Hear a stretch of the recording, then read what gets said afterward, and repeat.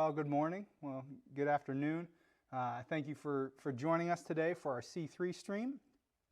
Today is Monday, and we had a pretty busy weekend this last weekend at Christ Church. We had all kinds of stuff going on. We had our last outdoor worship service on Saturday night. If you were able to join us for that or for any of the outdoor worship services we had on Saturday night this last month, we were so blessed. We were so lucky and so blessed that we got the chance to worship in just beautiful weather. It was our first kind of introduction into in-person gatherings, and we'll talk a little bit more about those in another minute. But it was some great times of worship, a really new and different experience for us. And then that Saturday night, our youth had a neon night where Heather Schaafstal, our youth director, rigged up all kinds of UV lights and neon painted things, and the youth had a blast down on our lower field. It was really neat, a really cool experience. I got a chance to look at it from up on top after worship, and they looked like they were having a blast. And then Sunday morning, we worshiped together, and led by our contemporary worship team and our traditional chancel choir. We had our online worship, and Pastor Diane led us in a sermon on prayer, the practice of powering, or the power of practicing prayer. So in a couple minutes, we're going to get to our devotion, and we're going to talk a little bit more about some of what Diane talked about in that sermon. But last night, we had our Music Under the Stars. We got the opportunity to be led by some really amazing musicians that we have on our church staff and as part of our church community. It was a great night to be together, to have an opportunity to enjoy some wonderful music, and to keep safe and keep our social distancing, but to gather and to worship and to enjoy music together. So all that to say, we had a busy weekend here at Christ Church, and we have another one coming up. If you hadn't heard yet, this weekend is our regathering on Saturday night and Sunday morning of our in-person worship services inside the church. Saturday night at 6 p.m. in the sanctuary will be our casual service, and Sunday morning at 9 a.m. will be our contemporary service, and 11 a.m. will be our traditional service, contemporary in the Christian Life Center and traditional in the sanctuary. We have been worshiping online exclusively for 7 months now on Sundays, since the last Sunday in February. It's been a new season of ministry in the life of our church, and I personally hope and pray that our online worship services have been meaningful, have been powerful, and have been opportunities for you to encounter God. If you're not familiar with some of the aspects of ministry that I help lead here at our church, I serve as our creative arts pastor, and our online worship services have been really a focus and a core component of how my ministry has looked over these last several months. I've been working with just an amazing team to bring these services together and to create these opportunities for worship, and I hope they've been powerful and meaningful experiences for you. Before we go over some of the details of what our in-person worship services will look like, I want you to know that if you are not in a place where you are comfortable gathering for in-person worship yet, many of us are still in that place. That's completely understandable, and we as a church support you in that decision. Our online worship services will be completely unchanged. Our online worship services will stay as they are and will be opportunities for you to join us in worship from home. And those will still be available and still be completely unchanged for you to worship from home, even as we begin to gather in person at the church. If you are ready to regather and to join us for in-person worship, there are some important details that we need you to be aware of and that we're going to go over so that we can provide the best and safest environment for our community to gather and worship together. If you're intending on joining us in person for any of our 3 services,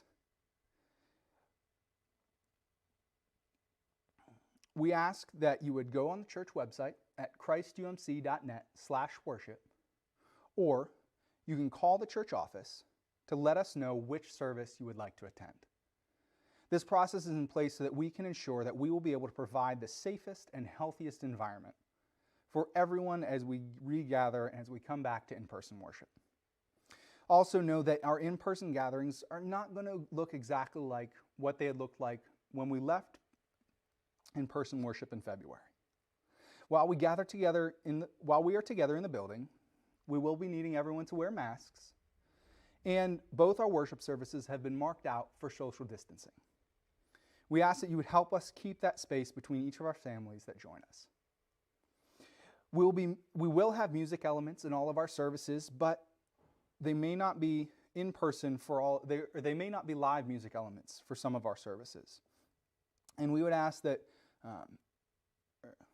and for those worshiping together, we will be allowing the music to minister to us, but we may not be actively participating outwardly in singing during our services.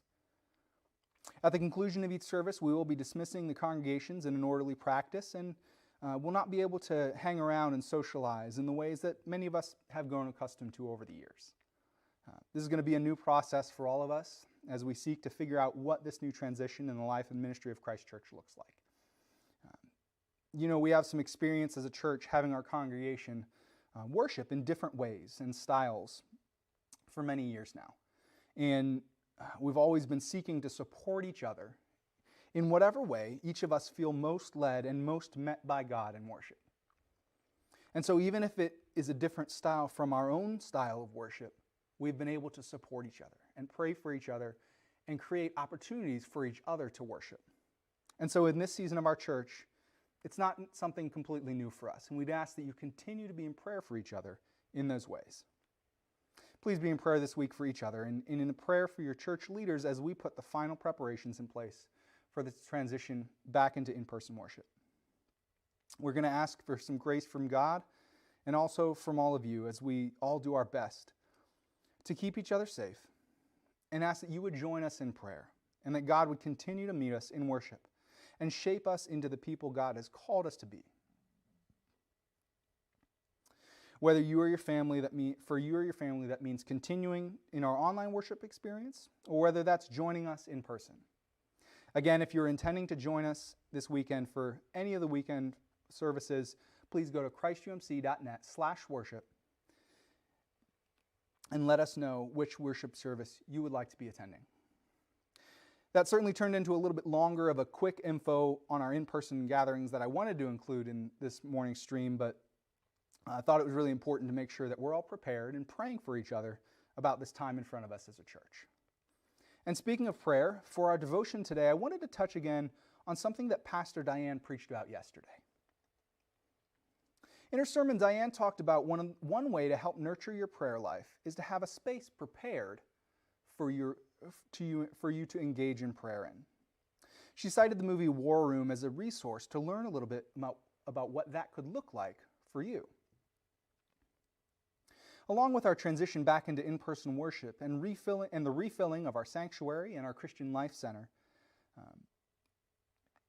it got me thinking about sacred spaces and the things that we surround ourselves with and the influence they can have on our experience and encounter with God in our prayers and in our worship.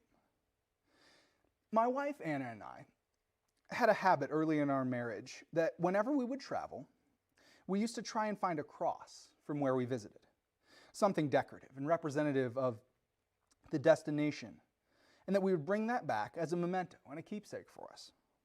We have these crosses hanging up in our living room, and they remind us not just of the particular trip or experience, but also that we met God in those places, and that God enabled us to have those experiences.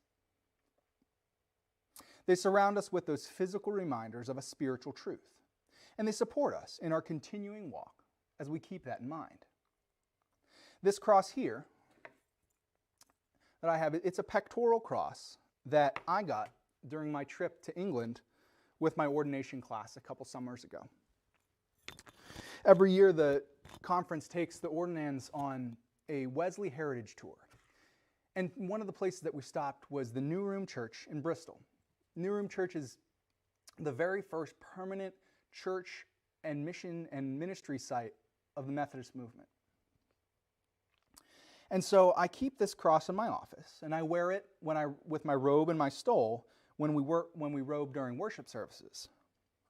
It's a physical reminder for me of the spiritual formation that took place on that trip for me.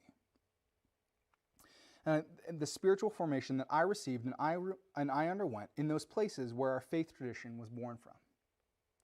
Our faith in God is internal and wholly spiritual. Nothing physical in this world is required for you to place your faith in the saving grace of Jesus Christ. And nothing physical in this world can take your salvation away from you. Yet God has chosen to work God's grace through the physical elements of the world that God created. Romans 8:28, which is oddly the very next verse from where my last devotion on Friday left off, reads, "And we know that in all things God works for the good of those who love God and who have been called according to God's purpose." God can and does use the physical world around us to work for the good of God's people. Our sacraments are an example of this. As United Methodists, we believe that our sacraments, baptism and communion, are outward and physical practices of an encounter with inward and spiritual grace. In our marriage liturgy, and in Christian marriage in the United Methodist Church is not a sacrament, but as it says in our hymnal, is a sacred covenant reflecting Christ's covenant with the church. In our marriage liturgy, when we exchange rings, we acknowledge that we are offering our partners an outward and visible sign of an inward and spiritual grace, and that we each will carry with us these rings throughout our marriage. And so in the intersection of physical and spiritual, we find evidence all over our faith tradition. And we have the opportunity in our prayer, in our worship, to deepen and widen our experience and our encounter with God through our preparation and choice of where we do so and what physical components we include in those practices. For many of you, I'm sure that the return physically into our sanctuary or our CLC will be a pretty emotional experience. Physically being in the place of past spiritual significance and formation can draw us back into an encounter with God's grace and can lift us and our spirits to God. You may have recognized that I'm certainly not in the same room that we normally have our C3 streams from. If you do recognize where I am, I'm in the youth center. I encountered God right in this space a great deal throughout my growing up and my youth in this church, and in the years that I've served on staff here at Christ Church. Even though this space is very different from what it was when I was in youth group, where I'm sitting right now, right when I started youth group in middle school, I think there was a Pop-A-Shot, which is the basketball arcade game, and a Mario arcade machine, right where I'm sitting now. If you may remember that if you were also involved in youth in the early 2000s. But this space, this physical location holds significant spiritual meaning for me. Every time I'm down here, every time I'm in this room, I'm still drawn back to the ways in which I first felt the inklings of a call into ministry. I'm still drawn back to where I recognize and I have an opportunity to express my gratitude to God for the people and the places and the things that God worked in my life through. People like Peggy Osborne, Mrs. O, Steve and Karen Miller, my youth advisors, and the many other people who shaped and allowed God to shape the person and the spiritual walk that I've been on. Maybe this space holds significance for you. Or maybe there's some of the other spaces here at the church hold that significance for you. The sanctuary, the CLC, the chapel, the worship garden, the children's ministry wing, the columbarium, or maybe there are other locations. Jamonville Camp, a local park, your childhood home, or your childhood community where you grow up, where God worked in your life at different times. God has journeyed with you over the years, and God's grace has been present in your life. You might not have recognized it at the time as being there, but it was there, and God was shaping you in those places and at those times. It can mean a great deal to recognize and re-experience those connections between you, God, and the places or things that remind you of how God worked in your life. For those of you joining us in person for worship this weekend or in the weeks ahead, I want to encourage you to take a moment as you enter and allow God's presence to wash over you as you enter the physical space of worship. Be intentional about thanking God for how God has worked in your life and how God has worked in the lives of the many countless other people who have worshiped with us over the years or who will worship with us in years to come. And thank God for the ways that God will continue to be present in our worship. For those of you who will be continuing to worship with us online from home, I also want to encourage you to take the opportunity when you worship, whether it's on Sunday, in the mornings when our worship streams go live, or if it's any other time throughout the week when you pull up our worship services and engage in a time of worship with us. I want to encourage you to create a worshipful environment in your own worship space, in your own home. Make for yourselves and for your family a physical marker or an element that you put in place specifically during times of worship that will help to center yourself and prepare your heart to encounter God. It can be a temptation for us to have our worship from home experiences be more passive than active. It can be a temptation for us to allow ourselves to think of ourselves more as viewers than worshipers. The introduction of a physical demarcation of our worship time can help to align our hearts for times of worship together. This could be lighting a candle, just as we light candles at the front of our worship spaces in the sanctuary or the CLC, just as we have candelabras at the front of our chapel. Throughout the history of the church, fire and candles have been used as symbolism to remind us of the presence of the Holy Spirit, just like the tongues of fire at Pentecost.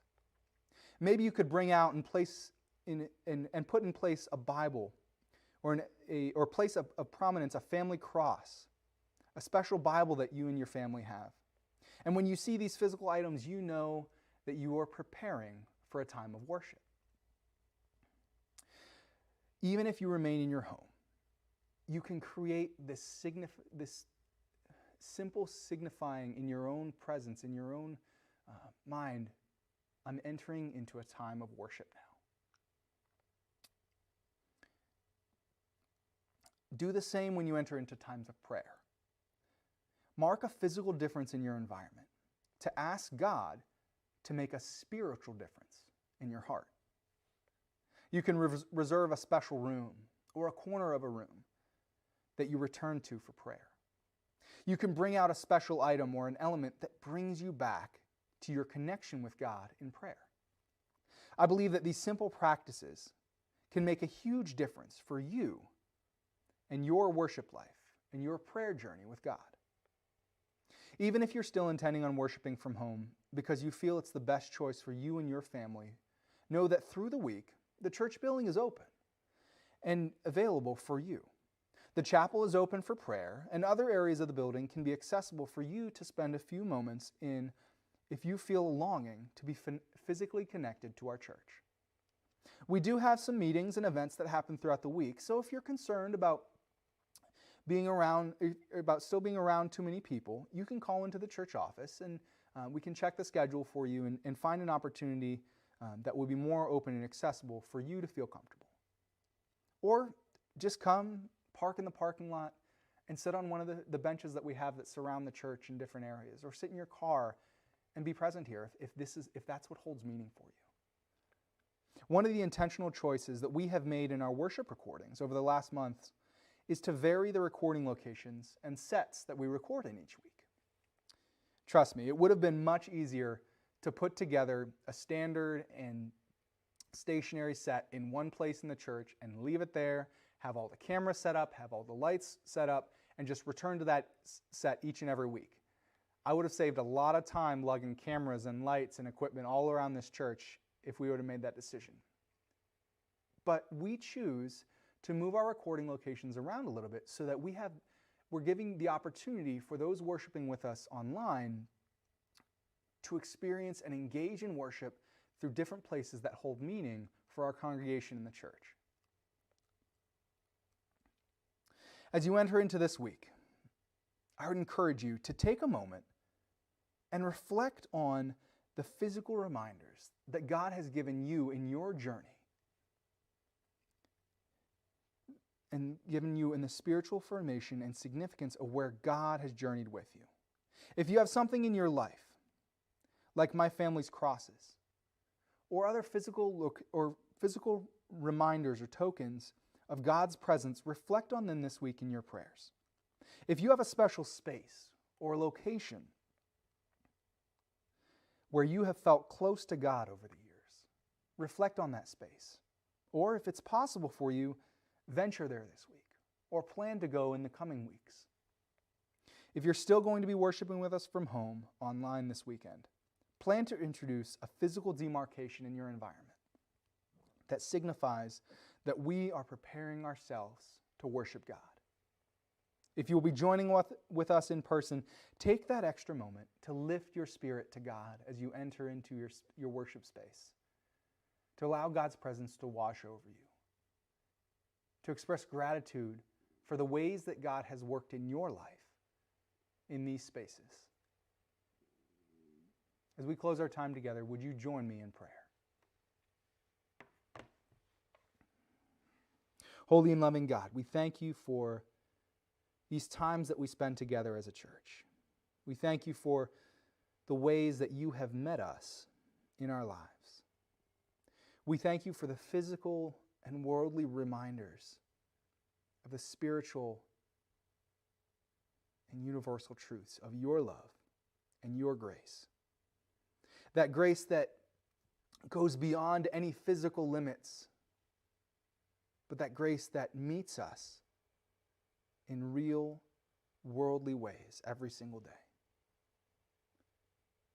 God, we give you gratitude for the opportunities that we have had to encounter your grace through little things, like places and buildings and people. We ask that you would help us to express our gratitude, help us to create opportunities through the intentional choices that we can make to encounter your worship, encounter your grace, and lift our spirits to you. God, we thank you today. We ask that you would bring us back together again in worship, in grace. Help us to prepare our church to regather and worship. Help us to keep each other safe. Help us to be in prayer for each other. We recognize that we are all not going to be in the same place during this time. We all have ways that you are leading us to be most comfortable in your worship. Allow us to encounter you in any and every worship opportunity that we have, God. We thank you for these opportunities to come together and to center ourselves on your word. And we ask that you would just regather us again on Wednesday, on Friday, on Saturday, on Sunday. We thank you that we are your people, God. Amen. Thank you so much for spending this time together with us. We thank you for the ways that you are praying for each other. Again, to learn more about the online worship experience or the regathering of our in-person worship experience, you can go to the church website, christumc.net, to sign up for when you're going to be attending in-person worship, if that's where you're comfortable with. The website is christumc.net/worship, or you can call the church office. Thank you so much for spending some time together today. I pray that you are blessed this week as you go together and signify and remember the places that God has met you along your journey. Amen. Have a good week.